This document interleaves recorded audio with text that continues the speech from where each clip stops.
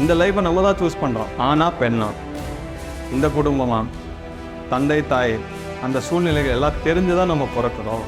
உங்கள் பர்மிஷன் இல்லாமல் நீங்கள் அப்படியே சும்மா என்ன அப்படியே பிறந்துருவோமா? எங்கே வந்து கர்ப்பம் இருக்கோ டக்குன்னு உள்ளே பிறந்துருவோம்.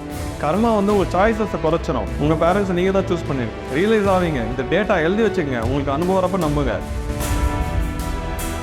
ஃப்ரீவில் இருக்குன்னு சொல்லிட்டு போகிறவன்லாம் கொலை பண்ணிட்டு கோழி ஆடெல்லாம் வெட்டிட்டு எல்லாத்தையும் சாப்பிட்டு மேலே போனால் கணக்கு இவ்வளோ இருக்கும். லா ஆஃப் கர்மா இன்னொரு பேர் என்ன தெரியுமா? Law of compensation. காரை இடிச்சிடறோம் ஒருத்தனை போய் என்ன சொல்லுவான்? காம்பன்சேட் பண்ணுமே. கார் இடிச்சதுக்கே பண்ணுறோம், ஒரு உயிரியே கொள்கிறோமே, அந்த ஆன்மா விடுமா? You have to compensate. So இது எல்லாமே வந்து 400 லைஃப் டைம்ஸில் முடிக்கணும். 200 as female, 200 as male. இப்போ சொல்லுங்கள், யார் கிரேட்டு? இந்த எத்ரிக் பாடிஸ் வந்து நிறைய அந்த பெயினோடு இருந்ததுன்னு வைங்களேன், அது வந்து வீக் ஆராஸ்குள்ளே என்டர் ஆகிடும். இந்த மந்திரவாதிகள்லாம் பிடிச்சி வச்சுப்பாங்க. அது என்ன பிடிப்பாங்க? எதை யாரை பிடிச்சி வச்சுருக்காங்க? ஆஸ்ட்ரல் பாடியை பிடிச்சி வைக்கிறாங்க, எத்ரிக் பாடியாக கிடையாது. அந்த மைண்டை வச்சு மற்றவங்க மைண்டை கண்ட்ரோல் பண்ணுறேன். புரியுதா? ஸோ கீழே இருக்கிற 7 லோகத்துக்கு நான் போயிருக்கேன், மேலே இருக்கிற 7 லோகத்துக்கு நான் போயிருக்கேன். இந்த லைஃப்பை நம்ம தான் சூஸ் பண்ணுறோம். ஆனா பெண்ணா, இந்த குடும்பமா, தந்தை தாய், அந்த சூழ்நிலைகள் எல்லாம் தெரிஞ்சு தான் நம்ம பிறக்கிறோம். உங்கள் பர்மிஷன் இல்லாமல் நீங்கள் அப்படியே சும்மா என்ன அப்படியே பிறந்துருவோமா? எங்கே வந்து கர்ப்பம் இருக்கோ டக்குன்னு உள்ளே பிறந்துருவோம். கர்மா வந்து உங்கள் சாய்ஸஸை குறைச்சிடும். உங்கள் பேரண்ட்ஸை நீங்கள் தான் சூஸ் பண்ணியிருக்கீங்க. ரியலைஸ் ஆவீங்க. இந்த டேட்டா எழுதி வச்சுக்கங்க. உங்களுக்கு அனுபவம் வரப்போ நம்புங்க. I'm not asking anybody to believe, disbelieve. புரியுதா? ஸோ இந்த காரண உடல் வந்து காரண லோகத்தில் இருக்கும். சித்திரகுப்தர் ஒருத்தர் இல்லைப்பா, எல்லாரோட காதல் பாடியே சித்திரகுப்தர் தான். நீங்கள் என்ன செஞ்சாலும் இங்கே தப்பிச்சிடலாம். ஆனால் காசல் பாடி எல்லாமே நோட் பண்ணுது. அதுக்கு ஒரு லா இருக்குது. அந்த லா பேர் என்ன? லா ஆஃப் கர்மா. அதுலேருந்து தப்பிக்க முடியாது. இங்கே இல்லை, நீங்கள் யூனிவர்ஸில் எங்கே பிறந்தாலும் அந்த அக்கௌண்ட் அப்படியே தான் இருக்கும். ஒரு வாட்டி லோன் வாங்கினீங்கன்னா லோனு தான். எங்கே போனாலும் உங்களை விட மாட்டாங்க பேங்க்காரங்க. அந்த மாதிரி அந்த லா ஆஃப் கர்மா பேலன்ஸ் இருக்கிற வரையும் நீங்கள் தப்பிக்கவே முடியாது. You have to face. அந்த ஆகாஷிக் ரெக்கார்ட்ஸை பார்க்கணும் நிறைய பேருக்கு இருக்கும். அதில் உள்ளே பார்த்தீங்கன்னா ஒன்றும் இருக்காது. நீங்கள் செஞ்ச கர்மா மட்டும்தான் இருக்கும். ஒரு பர்பஸ்க்காக நான் வந்தேன், போகிறப்ப இவனையும் கொண்டுட்டு போகிறேன்னு. ஃப்ரீவில் இருக்குன்னு சொல்லிட்டு போகிறவன்லாம் கொலை பண்ணிக்கிட்டு கோழி ஆடெல்லாம் வெட்டிட்டு எல்லாத்தையும் சாப்பிட்டு மேலே போனால் கணக்கு இவ்வளோ இருக்கும். லா ஆஃப் கர்மா இன்னொரு பேர் என்ன தெரியுமா? Law of compensation. காரை இடிச்சிடறோம் ஒருத்தனை போய் என்ன சொல்லுவான்? காம்பன்சேட் பண்ணுமே. கார் இடிச்சதுக்கே பண்ணுறோம், ஒரு உயிரியே கொள்கிறோமே, அந்த ஆன்மா விடுமா? You have to compensate. So இது எல்லாமே வந்து 400 லைஃப் டைம்ஸில் முடிக்கணும். 200 as female, 200 as male. இப்போ சொல்லுங்கள், யார் கிரேட்டு? அடிச்சுக்கிறாங்களே, மேலே கிரேட்டு ஃபீமேல் கிரேட்டுன்னு. எல்லாரும் ஈக்குவல் தான். 200 இது 200 அது. ஆனால் 3000 4000 ஜென்மம் எடுக்கிறோம். ஏன்? தியானத்தை பற்றி சொல்கிறவன் இல்லை, சொன்னாலும் செய்கிறவன் இல்லை. இந்த கர்மாலேருந்து வெளியே வர்றதுக்கு வழியும் யாரும் காட்ட மாட்டேன்றாங்க. எதையோ செஞ்சுக்கிட்டு இங்கேயே சுற்றிட்டு இருப்போம். இதுலேருந்து வெளியே வந்தால் அந்த கர்மா அப்படின்றது வந்து ஒரு சக்ரா, ரீபர்த், புனரப்பி மரணம், புனரப்பி ஜனனம். இதுலேருந்து வெளியே வரப்போ தான் இந்த காசல் வேர்ல்ட்லேருந்து வெளியே வந்துடுவோம். இந்த காரண உடல்லேருந்து வெளியே வரும். அப்போ சூப்பரா காசல் வேர்ல்ட்ஸுக்கு போகிறோம், சூப்பரா காசல் பாடிக்கு போகிறோம்.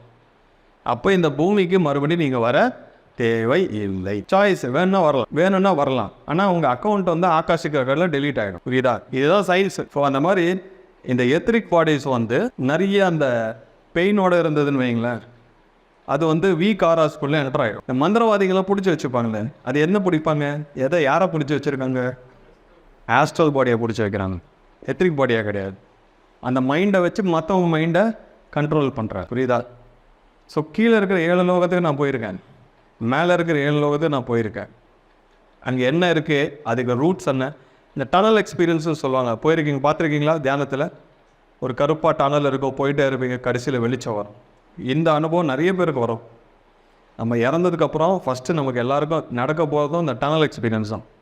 அது கண்டிப்பாக ஒரு வாட்டி அது வந்தால் நல்லது. தியானத்தில் உங்கள் எமோஷன்ஸை நீங்கள் சரியாக பார்த்துக்கல, எத்ரிக் பாடி இங்கே தான் கிடக்கு, மைண்டை சரியாக கவனிக்கலை, ஆஸ்ட்ரல் பாடி இங்கே தான் கிடக்கு.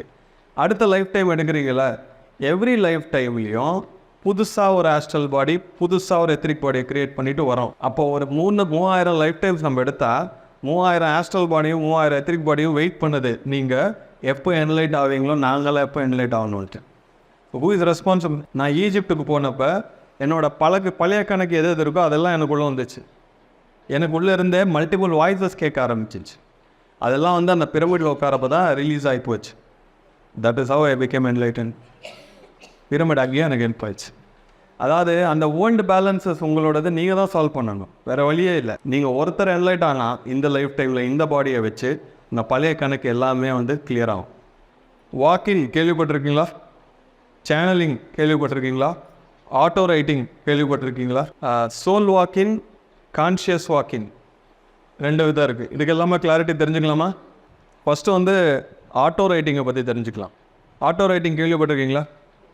பெண்ணு புக்கில் வைப்பாங்க, அதுவாக எழுதும். இது எனக்கே எக்ஸ்பீரியன்ஸ் ஆகிருக்கு. சரி, ஆட்டோ ரைட்டிங் அப்படின்னா உடல் உங்களுக்கு தான், பெண்ணு நீங்கள் தான் பிடிச்சிருக்கீங்க. ஆனால் வேற ஒரு ஹையர் ஃபோர்ஸு உங்கள் மைண்டை கனெக்ட் ஆகி உங்கள் மைண்டு மூலியமாக உங்கள் பாடி மூலியமாக எழுதுது. இது ஆட்டோ ரைட்டிங். உங்களுக்கே தெரியாது. இந்த அனுபவம் நிறைய பேருக்கு வந்திருக்கு, எனக்கே வந்திருக்கு. ஒரு வாட்டி ஒரு 8 பேஜ் தமிழில் ஒரு டிரான்ஸ்லேஷன் எனக்கு ஆட்டோ ரைட்டிங் வந்தது. ஒரு பிழையும் இல்லை, நான் எழுதுகிறேன் எல்லாமே பிழை தான் இருக்கும். பிழையே இல்லாமல் ஒரு வாட்டி எனக்கு வந்து ஆட்டோ ரைட்டிங்கில் புக்ஸ்லாம் நான் நிறைய படிச்சிருக்கேன். ஸோ அந்த மாதிரி பண்ணுறது வந்து அந்த பாடி அங்கே தான் இருக்குது. அந்த மைண்ட் டு மைண்டு கனெக்ட் பண்ணி அவங்க மூலியமாக எழுதுகிறப்பட புக்ஸு தான் ஆட்டோ ரைட்டிங். சேனலிங் வந்து சேம் திங், அந்த மெசேஜஸ் வரும், இவங்க தான் எழுதுகிறாங்க. ஆனால் அந்த மைண்டில் வந்து அந்த இவங்களுக்கு தெரியாத சில விஷயங்கள் வந்து அந்த மைண்டுக்கு வந்துக்கிட்டே இருக்குது. இப்போ வந்து சர்ஜரி பண்ணுறதுக்குள் முன்னால் அனஸ்தீஷியா கொடுப்பாங்க பார்த்தீங்களா? அந்த ஃபவுண்டர் யார் வந்து அதை கண்டுபிடிச்சாங்களோ அவர் வந்து ஒரு ஸ்டேட்மெண்ட் எழுதினார். ஃபர்ஸ்ட் டைம் வந்து ஒருத்தருக்கு சர்ஜரி பண்ணுறப்ப அந்த பேஷண்ட்டோட வலி பயங்கரமாக இருந்தது. அவருக்கே தெரியாமல் அவர் அந்த லேபில் போய் 2-3 கெமிக்கல்ஸை மிக்ஸ் பண்ணி எடுத்துகிட்டு வந்து கொடுத்துருக்காரு அவங்க அந்த அனஸ்தீஷியா வச்சு. அதுக்கப்புறம் இவருக்கு தெளிவு வந்திருக்கு. போய் பார்த்தா எது மிக்ஸ் பண்ண எனக்கே தெரியாமல் நடந்தது இது. த்ரூ மீ, இது அவர் எழுதின experience. Through me it happen. அதுக்கப்புறம் தான் அந்த ஃபார்முலா எழுதி இவர் ஃபவுண்டர்ன்றாங்க. ஆனால் அவர் ஃபவுண்டர் இல்லை, ஒரு ஹையர் மாஸ்டர் இவர் பாடியில் இறங்கி அது மூலியமாக சிலதை பண்ணியிருக்காங்க. வாக்கினில் வந்து சோல் வாக்கின் இருக்குது, கான்ஷியஸ் வாக்கின் இருக்குது, 2. இப்போ டி லோப்சாங்கராம் போவது பார்த்தீங்கன்னா ஃபுல் வாக்கின். அந்த சோல் வந்து அவர் தியானம் பண்ணிட்டு இருந்தார் குகைக்குள்ளே, நிறைய வேர்ல்ட்ஸ்லாம் சுற்றினார். அந்த ஞானெல்லாம் எடுத்துக்கிட்டு புக் எழுதுனான்னு வர்றதுக்குள்ளே இந்த உடல் வந்து பாலாயிடுச்சு. ஆனால் அந்த நாலேஜ் வந்து புக்கு வழியமாக வரணும். வர்றதுக்கு அவர் என்ன செய்யணும்? இன்னொரு உடல் வேணும். ஆனால் யாரும் எந்த உடலும் கொடுத்துட மாட்டாங்க, ஏன்னா அவங்களுக்குள்ள அவங்க சோல் இருக்குது, அந்த பர்பஸ் இருக்குது. ஆனால் ஒருத்தர் கூட அக்ரிமெண்ட்டை பேசி அவருக்கு ப்ரமோஷனை கொடுத்து அந்த பாடியில் என்டர் ஆகி, தட் இஸ் கால் சோல் வாக்கின். அந்த புக்ஸ் எல்லாம் எழுதினார். யூரோப்பில் டிபெட்டில் பிறந்தவர் யூரோப்பில் ஒரு பாடியை ஆக்குப்பை பண்ணி எழுதினார். விமர்சனம் நிறைய வந்தது, இவர் கதையாக எழுதுறாரு, என்னமோ வாக்கின்னு சொல்கிறாருன்னு. ஆனால் அதை படிக்கிறப்ப அதில் இருக்கிற ட்ரூத்து தெரியும். லோப்சாங்கராம் எங்கே இருப்பார் டவுட் இருக்கா? தப்போலோகத்தில் இருப்பார். தப்போலோகத்தில் உட்காந்துருக்கார். ஐ மெட் ஹிம் தேர். ஸோ இது வந்து வாக்கின், சோல் வாக்கின். கான்ஷியஸ் வாக்கின்னு சொல்லுவார். கிருஷ்ணர், பாபாஜி, ஜீசஸ் இவங்கெல்லாம் வந்து சோல் லெவலில் இல்லை, அதையும் தாண்டி போயிட்டாங்க. கான்ஷியஸ் வாக்கிங் அவங்க எல்லாருக்குள்ளேயும் இருப்பாங்க, புரியுதா? அவங்களோட ஒரு செக்ஷன் வந்து நமக்கு வந்துடும், அவ்வளோதான். அவங்க அங்கேயே இருப்பாங்க, அவங்களோட ஒரு செக்ஷன் நமக்குள்ளே வந்துடும். இது கான்ஷியஸ் வாக்கின்ஸ். உங்கள் சோல் உங்ககிட்ட தான் இருக்குது, ஆனால் அடிஷ்னலாக ஒரு கான்ஷியஸ்னஸ்ஸு உங்களுக்குள்ளே வந்துருக்கு. ஓகே, இது சோல் வாக்கின் அண்ட் கான்ஷியஸ் வாக்கின். யார் வந்து ரொம்ப டீப்பாக மெடிடேஷன் பண்ணுறாங்களோ இங்கே ஆல் டைம் அவேர்னஸோட மைண்ட் இருக்கிறது ரொம்ப கஷ்டம். மைண்டு மேலே கனெக்ட் ஆகிட்டே இருக்கும் பார்த்தீங்களா? அதனால் எப்போ தியானம் செய்யணும், எந்த வைப்ரேஷன் வருது, எனர்ஜி வருதுன்னு அங்கேருந்து நீங்கள் கேட்டுட்ருக்கீங்க. It is from the higher bodies. இங்கே ஃபிசிக்கலாக நீங்கள் இருக்கணும், அதையும் எடுத்துகிட்ருக்கீங்க. அதனால தான் உங்களுக்கு குழப்பமாக இருக்குது, இங்கேருந்து வருதா அங்கேருந்து வருதான்னு. நல்லா கவனிங்க, தெரியும். லோப்சாங்கராம் பற்றி சொல்லணும். அவர் டிபெட்டில் பிறந்தார். அவர் தேர்ட் ஐ மூலியமாக எல்லாத்தையும் பார்த்தாரு. அவரோட நிறைய புக்ஸ் இருக்குது, படிச்சிருக்கீங்களா யாராவது? லோப்சாங்கராம்போட புக்ஸு, தேர்ட் ஐ, ஹெர்மிட். இப்போ வந்து தேர்ட் ஐ ஓப்பன் ஆகணும் எனக்கு நல்லா அப்படின்னு யாருக்காவது இருக்கா? நிறைய பேருக்கு இருக்குது. தேர்ட் ஐ எக்ஸ்பீரியன்ஸ் வேணும்ன்ட்டு. அதுக்கு ஒரு வழி இருக்குது. தேர்ட் ஐயை பற்றி எத்தனை புக் இருக்குது, எத்தனை புக்கையும் வாங்குங்க. தேர்ட் ஐயை பற்றி எத்தனை வீடியோ இருக்கோ அத்தனை வீடியோவும் பாருங்கள். புக்கு வாங்கினா இல்லை, படிங்க. கிட்டத்தட்ட ஒரு 3 மாதம் 4 மாதம் நீங்கள் வாயை திறந்தால் தேர்ட் ஐ தான் ஓப்பன் பண்ணணும். அந்த புக்கை தான் படிக்கணும். அந்த வீடியோவை பார்த்துட்ருங்க, உங்களுக்கு அனுபவம் வந்தே தீரும். என்ன பண்ணுறோம், இங்கே நம்ம ஃபோக்கஸை ஒரு விஷயத்தில் வைக்கிறப்ப யூனிவர்ஸ் அது உங்களுக்கு கொடுக்குது. இப்போ என்ன பண்ணுறோம், தேர்ட் ஐ வேணுன்றீங்க, அடுத்த செஷனுக்கு போய் எனக்கு ஆஸ்ட்ரல் ட்ராவல் வேணுன்றீங்க, அடுத்த செஷனுக்கு போய் வாக்கிங் வேணுன்றீங்க, அப்புறம் நான் வாக்கிங் போகிறேன்னு போயிடுவீங்க. அப்புறம் எதுவுமே வராது. இது வேணும் அது வேணும்னு மைண்டு குழப்புது. அர்ஜென்ட் இல்லை, ஏதாவது ஒன்று வேணுமா, கொஞ்ச நாள் ஃபோக்கஸ் பண்ணி முடிஞ்சிடும். ட்ரீம்ஸை பற்றி நான் கிட்டத்தட்ட ஒரு 2-3 வாரம் ப்ராக்டிஸ் பண்ணுவேன். ட்ரீம்ஸ் என்ன அதை பற்றி தெரியணும் அப்படின்ட்டு 2004 ஒரு ரிசர்ச் பண்ணேன். அடுத்த நாள் நடக்க போகிற 5 விஷயம் வந்து எனக்கு முன்னாள் நாள் ட்ரீம்லேயே வந்துச்சு. இப்படி ஒரு வாரத்தில் 35 ட்ரீம்ஸ் வந்தது. அடுத்த நாள் கரெக்டாக அது முடிஞ்சது. நான் ஒரு பேப்பரில் எழுதி டிக் அடிச்சுட்டு இருந்தேன். அதுக்கப்புறம் ஒரு வாரம் கழித்து இனிமேல் நான் ட்ரீம்ஸில் வந்து ரொம்ப ரிசர்ச் பண்ண போகிறேன்னா ஒரு சீனியர் மாஸ்டர் சொன்னாங்க, அது ஒரு எக்ஸ்பீரியன்ஸ்க்காக நீ பண்ண போதும் நிறுத்திடு அப்படின்ட்டு. முடிஞ்சிச்சு. அதான் அந்த ஃப்யூச்சர் ப்ராபபிலிட்டிஸும் ட்ரீம்ஸில் தெரியும் அப்படின்றது எனக்கு ஒரு அனுபவம். அவுஜா போர்டுன்னு ஒன்று இருக்குது, கேள்விப்பட்டிருக்கீங்களா? காயின் வச்சு மூவ் ஆகும். அதை நான் பண்ணேன், 14 வயசுலேயே பண்ணேன். சில ப்ராபபிலிட்டிஸ் கரெக்டாக சொல்லிச்சு, சில ப்ராபபிலிட்டிஸு ராங்காக சொல்லிச்சு. அப்போ அந்த அவுஜா போர்டில் ஒரு காயில் வச்சுருக்கோமே, அந்த காயிலுக்குள்ளே சோல் வருது. அது சோல் கிடையாது, ஆஸ்ட்ரல் பாடி. இது வந்து தாட் பவரை யூஸ் பண்ணுறாங்க. நான் எப்படி போவேன்னா, எனக்கு எது தேவையோ என் மைண்டுக்கு விட என் சோலுக்கு நல்லா தெரியல. என் சோலுக்கு தெரியுமா, என் மைண்டுக்கு தெரியுமா?